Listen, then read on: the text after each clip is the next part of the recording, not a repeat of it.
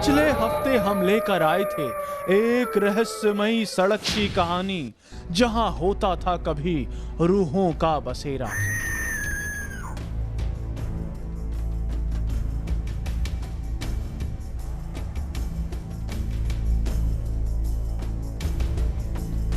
ऊर्जा कभी नष्ट नहीं होती, केवल अपना रूप बदलती है। विद्वान मानते हैं आत्मा ऊर्जा का रूप है, इसलिए आत्मा अमर है। ये नष्ट नहीं होती, केवल रूप बदलती है। इस दुनिया में जितने भी लोग हुए हैं, जितने विचारक हैं या जितने भी धर्म हैं, प्राय सभी में आत्मा को महत्व दिया गया है और आत्मा का अपना एक स्थान माना गया है। हम महाभारत काल की अगर बात करते हैं तो भगवान श्री कृष्ण ने आत्मा की ही बात की है कि आत्मा ना कभी जन्म लेती है, ना कभी मृत्यु को प्राप्त होती है। वो अपना एक यात्रा अपनी करती है। कुछ लोगों का मानना है कि आत्मा एक शरीर को त्याग कर दूसरे शरीर में प्रवेश करती है। इस प्रक्रिया का अंत मोक्ष के साथ होता है। यदि इस प्रक्रिया में बाधा आ जाए तो आत्मा प्रेत अवस्था में चली जाती है।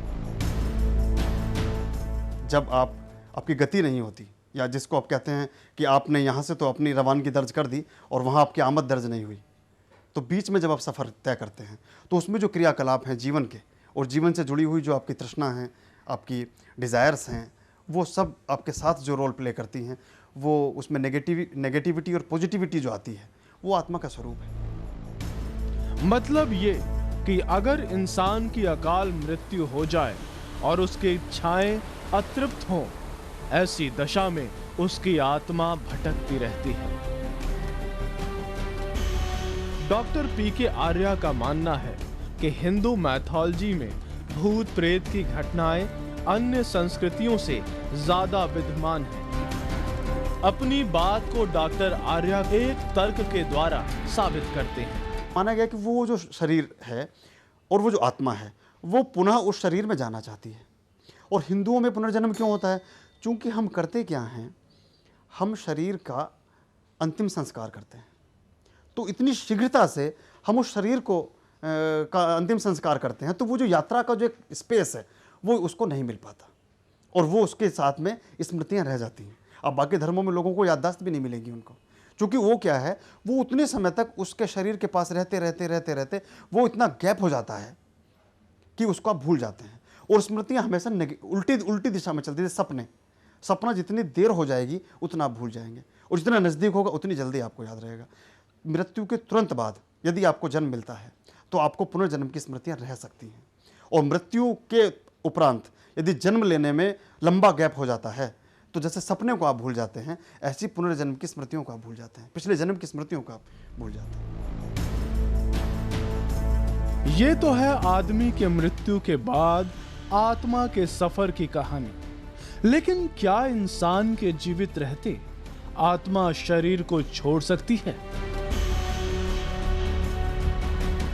कुछ विद्वानों का मानना है कि व्यक्ति जब सो रहा होता है उस वक्त आत्मा भ्रमण पर निकल जाती है। शायद इसीलिए कहते हैं सोते समय किसी को झकझोरना नहीं चाहिए।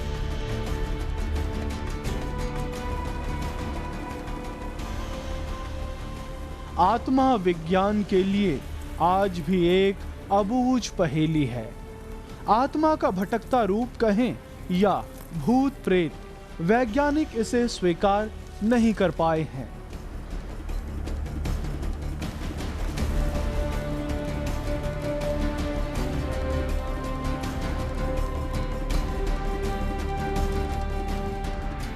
और जीवित इंसान की आत्मा का शरीर छोड़कर घूमना, यह वैज्ञानिकों को और ज्यादा उलझाने वाली बात है।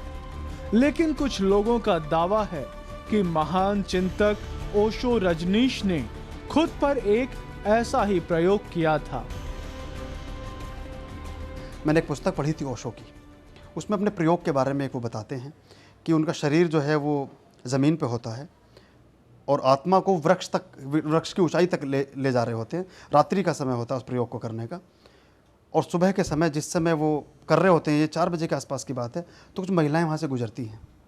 तो वो जो उनका शरीर वहाँ होता है पेड़ के नीचे लेटा हुआ, कोई महिला सोचती है पता नहीं कौन राहगीर है, कोई व्यक्ति है, एक्सीडेंट हो गया इसका, या बीमार हो गया है, या ये बेहोश है, क्या है। वो जैसे उनके सिर पे हाथ फेरती है, तो जितने समय में वापसी आत्मा की शरीर में होनी चाहिए थी, वो उससे कम अवधि में होती है। और उसका एक नेगेटिव रिजल्ट ये होता है कि शाम को जब ओशो उस प्रोसेस के लिए जाते हैं तो उनके सारे बाल, दाढ़ी और बाल सब काले होते हैं, और जो लौट के कम्यून वापस आते हैं तो सब सफ़ेद हो जाते हैं।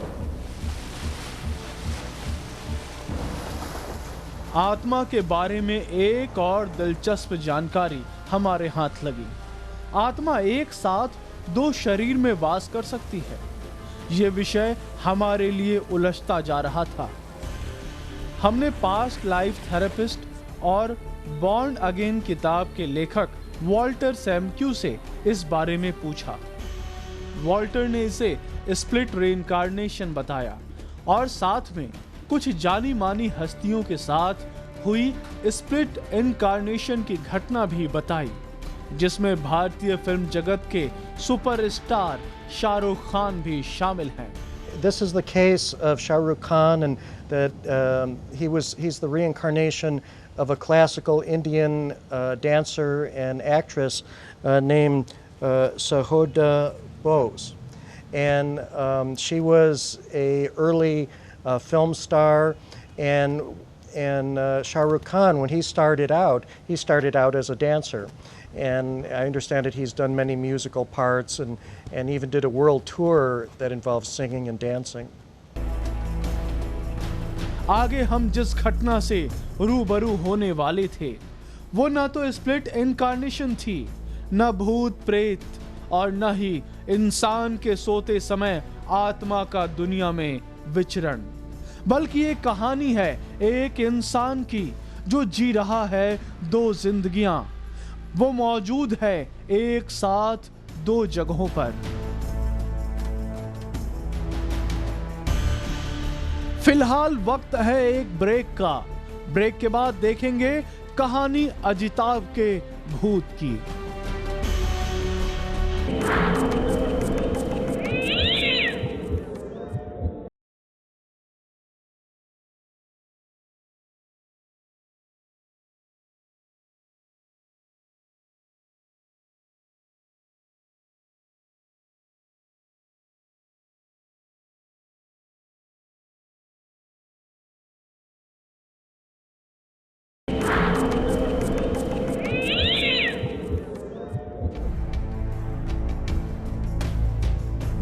आखिर एक शख्स कैसे जी सकता है एक ही साथ 2 जिंदगियां? सुनकर तो भरोसा नहीं होता, लेकिन अजिताभ के साथ ऐसा ही हो रहा है। एक दिन अजिताभ के साथ एक ऐसी घटना घटी जिसे वो ताउम्र भुला नहीं पाएगा। रविवार का वो सुहाना दिन कोलकाता वासियों की तरह अलसाई हुई मौसम का आनंद अजिताभ भी ले रहा था। वो अपने कमरे में गहरी नींद में सोया था कि अचानक उसे प्यास लगी। प्यास भी ऐसी कि जैसे पानी ना मिले तो प्राण निकल जाए। नींद की जड़ता को तोड़कर किसी तरह अजिताभ बिस्तर से उठा और सीधे नल की ओर चला गया। उसे नल तक पहुंचने में काफी मुश्किल हुई। वहां कुछ अजीब सा हो रहा था। प्यास से तड़पते अजिताभ को जल्द से जल्द पानी चाहिए था, लेकिन लाख कोशिशों के बावजूद वो पानी न पी सका। जैसे मैंने टैप को नीचे झुक के टैप को पकड़ने की कोशिश करी तो मैं टैप को पकड़ नहीं पा रहा था। एंड आई वाज जस्ट, मेरे हाथ जो टैप को बिल्कुल पकड़ ही नहीं पा रहे थे। मैं किसी उस चीज़ को फील ही नहीं कर पा रहा था। And at that very moment, I realized that something or the other is seriously wrong. Ajitabh की परेशानियों का दौर शुरू हो चुका था।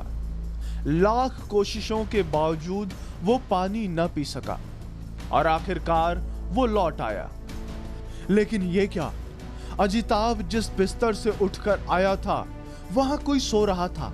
वो सन रह गया, काटो तो खून नहीं। सो रहा शख्स खुद अजिताभ था। भला ये कैसे हो सकता है? अजिताभ डर गया। जब बंद और एकांत कमरे में किसी भी आदमी का हम शक्ल मिल जाए तो डर तो लगेगा ही। सबसे पहली चीज़ तो मैंने नोटिस करी कि मैं खुद को वेटलेस फील कर रहा था, और जस्ट टू मेक श्योर, एक जो नॉर्मल रिएक्शन होता है, एक लॉजिक कि मैं कहीं उड़ तो नहीं रहा हूँ, ये मेक श्योर करने के लिए, जस्ट टू मेक श्योर कि आई एम नॉट फ्लाइंग, मैंने नीचे देखा कि मेरे पाँव ज़मीन में हैं या नहीं। मेरे पाँव तो ज़मीन में थे, लेकिन जो सामने मैंने देखा वो देख के मेरे पाँव तले ज़मीन खिसक गई। मेरे सामने एक और अजिताभ लेटा पड़ा था। आखिर ये कैसे संभव है कि एक ही शख्स एक ही समय में दो अलग अलग जिस्मों में दिखे? अजिताभ की ये बातें हमें उसकी कल्पना लग रही थी, या फिर वो सफेद झूठ बोल रहा था। लेकिन आत्मा की बातें इतनी जटिल होती हैं कि उससे जुड़ी किसी भी घटना को सिरे से खारिज करना सांप के बिल में बिना जाने हाथ लगाना है। खैर, हम उनमें से नहीं हैं। हम सोच रहे थे कि अगर अजिताभ के साथ ऐसी घटना हुई है तो ये घटना दोबारा भी होनी चाहिए। जब हमने यही बात उनसे जानना चाहा तो जवाब वैसा ही मिला जैसा हमें अनुमान था। दूसरा मेजर इंसिडेंट मेरे साथ मेरे घर पे हुआ था। इस बार तो अजिताभ ने एक ऐसा वाकया सुनाया जिसे अजिताभ ने अनुभव किया ही था, साथ में एक दूसरे इंसान ने भी एहसास किया था।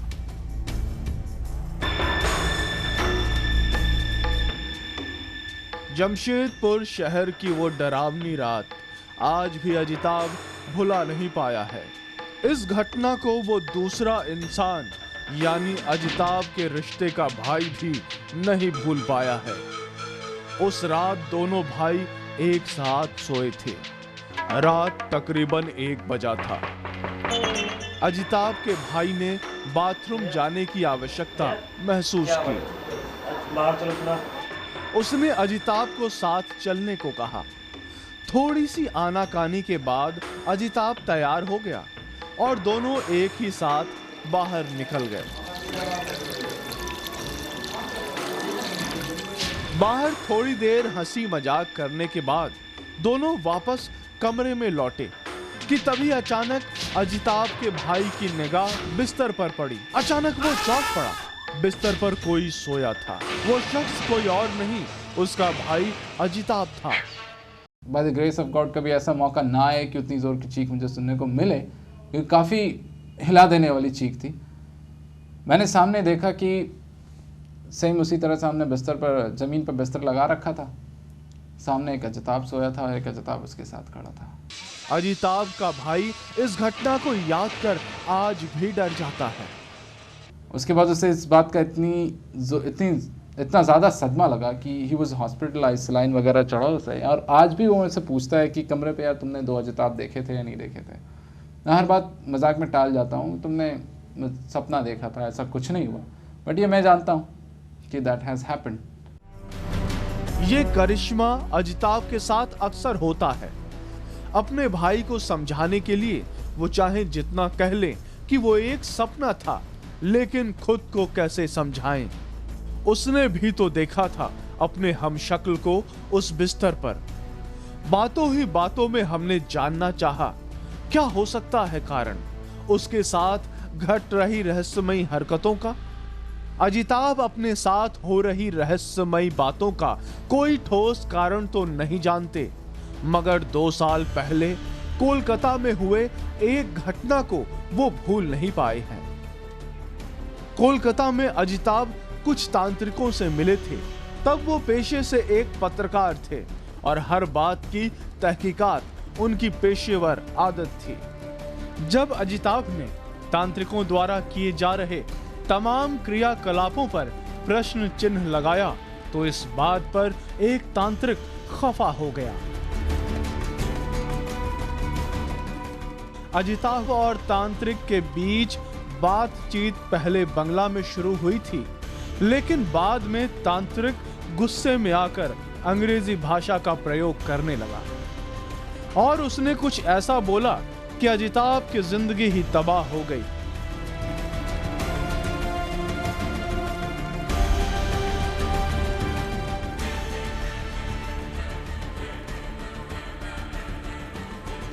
आखिर क्या कहा होगा तांत्रिक ने अजिताभ से, जानेंगे ब्रेक के बाद।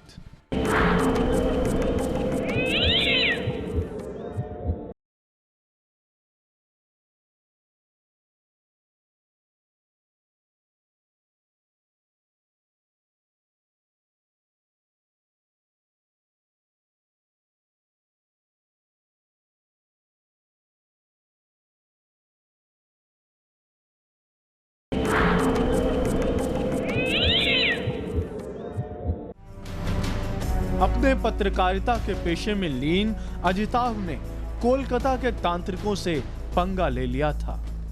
उनके क्रियाकलापों पर प्रश्न चिन्ह लगा दिया था।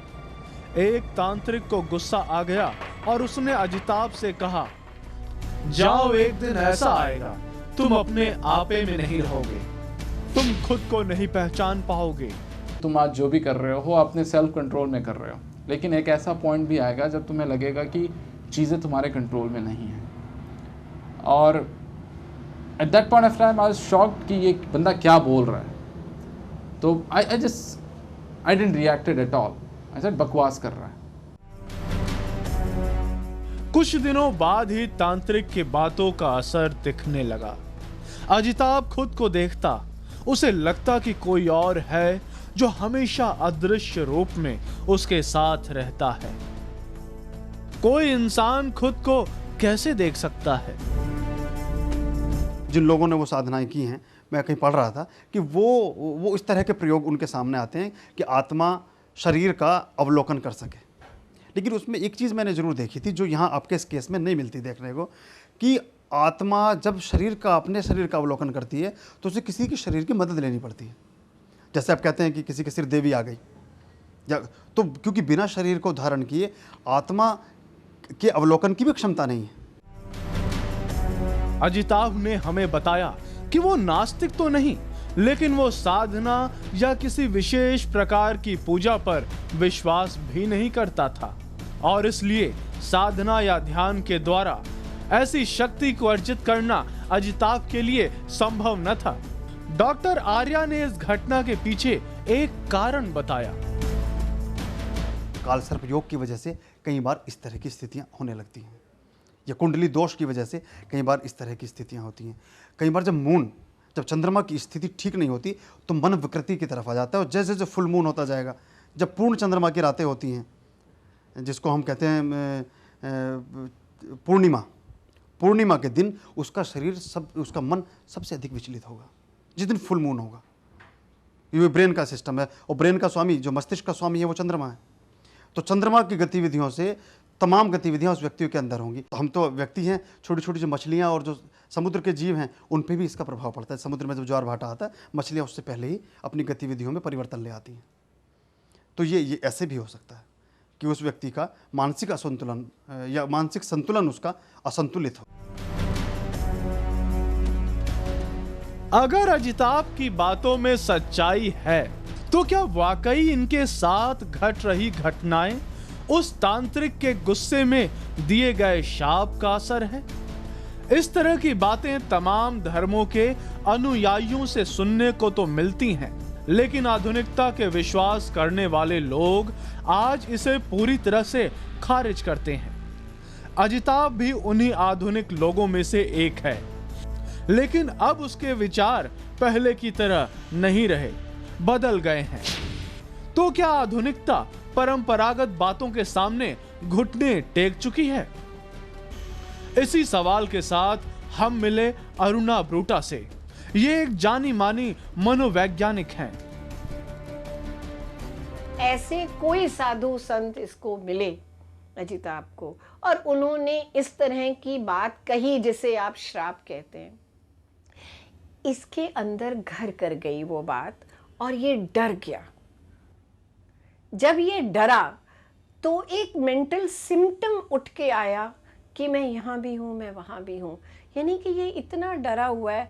अब ये शो करेगा, ये सजेस्टेबल है, वो शो करेगा कि हाँ मुझ पे असर हुआ और मेरे में एक असामान्यता आई, और वो असामान्यता ये है कि मैं यहाँ भी हूँ, मैं वहाँ भी हूँ। इनके अनुसार अजिताभ मनोवैज्ञानिक रूप से बीमार हो गया है और इसी कारण उसके साथ ऐसा हो रहा है। लेकिन बात यहीं खत्म नहीं होती। संभव है मनोवैज्ञानिक की बातें सही हो, मगर इस घटना को अजिताभ के भाई ने भी तो देखा है। सवाल पेचीदा था, हमारे लिए भी और मनोवैज्ञानिक के लिए भी। दिस आई डोंट बिलीव कि भाई को नहीं पता होगा। इनके ब्रदर सजेस्टेबल हैं और वो बिलीव करते हैं। ये मैं इसलिए कह रही हूँ क्योंकि मेरे पास अभी कोई ऐसा यंत्र नहीं है जिससे कि मैं मापदंड कर सकूं कि क्या ये सच है। अगर है तो फिर सवाल ही सवाल उठने लगेंगे। अरुणा ब्रूटा ने अजिताभ को मानसिक रूप से बीमार बताया और उसे इलाज कराने की सलाह दी। लेकिन हमारे एक सवाल का जवाब अब भी बरकरार है। अजिताभ के अनुभवों को हम बीमारी मान लें, लेकिन उसके भाई और दोस्तों ने जो कुछ अनुभव किया वो क्या था? हमारे लिए अब भी ये एक रहस्यमयी गुत्थी है जिसके सिरे तक लाख कोशिशों के बावजूद भी हम पहुंच नहीं सके। आज भी ये रहस्य हमारे और अजिताभ दोनों के लिए रहस्य बना हुआ है। हमारे चारों तरफ रहती हैं अतृप्त आत्माएं, जिसे कहते हैं आप भूत। अगर आपके आसपास भी ऐसी कोई कहानी है तो आप हमें इस पते पर भेज सकते हैं। हमारा पता है P10 Lawrence road, industrial area, Delhi 35। आप हमें 7575 पर SMS भी कर सकते हैं। टाइप करें रहस्य, स्पेस दें और अपना मैसेज टाइप करें।